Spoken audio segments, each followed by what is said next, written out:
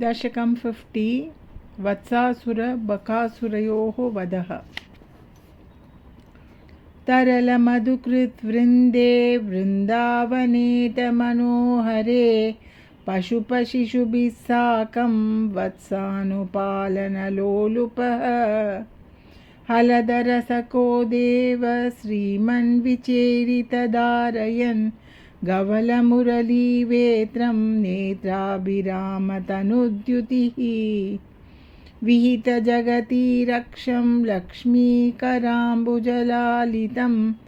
ददति चरणद्वन्द्वं वृन्दावने त्वयि पावने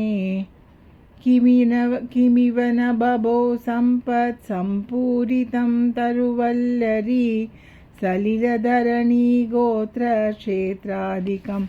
कमलापते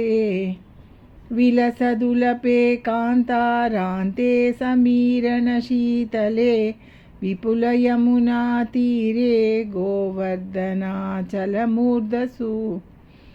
ललितमुरलीनाद सञ्चारयन् खलु वात्सकं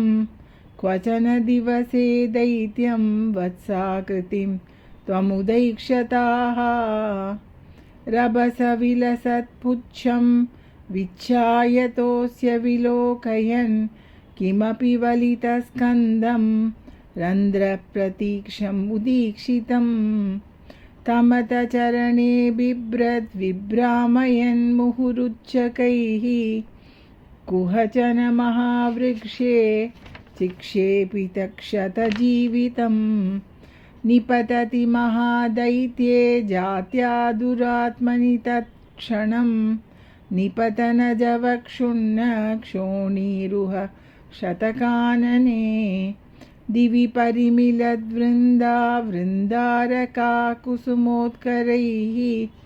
शिरसि भवतो हर्षात् वर्षन्ति नाम तदा हरे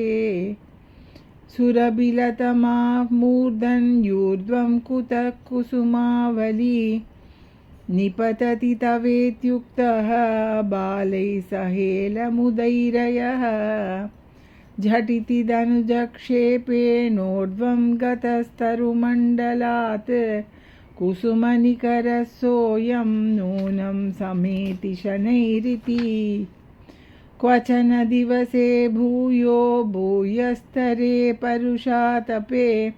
तपनतनया पातः पातुं गता भवदादयः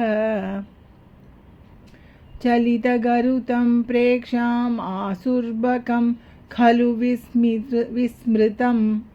क्षितिधरगरुच्छेदे कैलासशैलमिवापरम् पिबति सलिलं गोपव्राते भवन्तमभिद्रुतः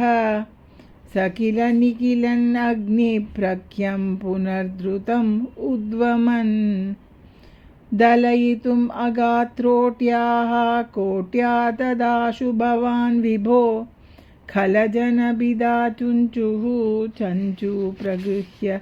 ददारतम् सपति सहजां संद्रष्टुं वामृतां खलु पूतनाम् अनुजम् अगम् अप्यग्रे गत्वा प्रतीक्षितुमेव वा शमननिलयं याते तस्मिन् बके सुमनो गणे किरति सुमनो वृन्दं वृन्दावनात् गृहमय्यथाः ललितमुरलीनादं दूरात् निशम्य वधूजनैः त्वरितम् उपगम्यारात् आरूढमोदमुदीक्षितः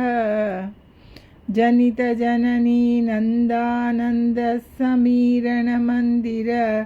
प्रतितवसते शौर्ये दूरीकुरुष्व ममामयान् श्रीकृष्ण शरणं मम गोपिका जीवनस्मरणं गोविन्द गोविन्द।